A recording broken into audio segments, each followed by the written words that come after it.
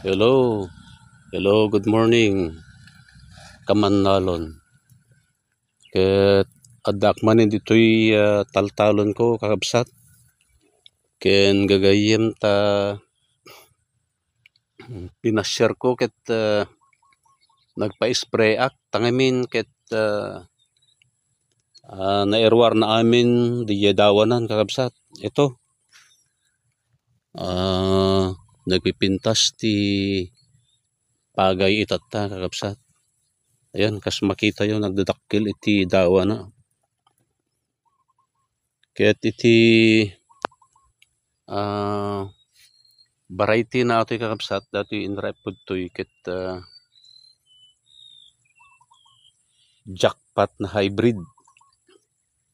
Ayan, jackpot na hybrid. Kaya't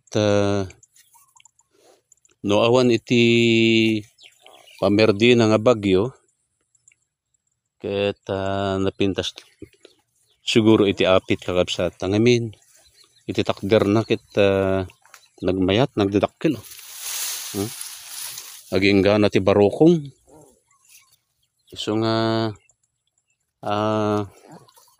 kailangan dati kakabsat ket agpaatsanen di ay alisin yung tubig kasi baka biglang may darating na bagyo ay matutumba sayang. Kaya't pagkatapos namin nag-spray kanina, inalis na po yung tubig para sa ganun itong lupa ay magdadry at titigas para kung darating man ang malakas na hangin at may kasamang bagyo okay lang kasi medyo matibay ang puno pagka ganun. Ayan guys.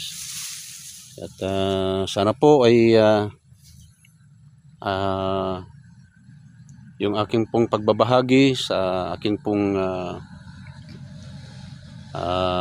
palayan ay sana po hindi kayo magsasawa kasi ito po yung realidad. Yan po ang buhay po ng isang magsasaka guys. Ayan po ang buhay namin dito sa probinsya na kung wala itong aming pong bukid na pinagkakikitaan malamang hindi na po kami mabubuhay o di kaya makakapagpaaral ang aming mga anak. At kaya po nagsisikap po kami na ganito upang sa ganun pagandahin ang aming pong mga palay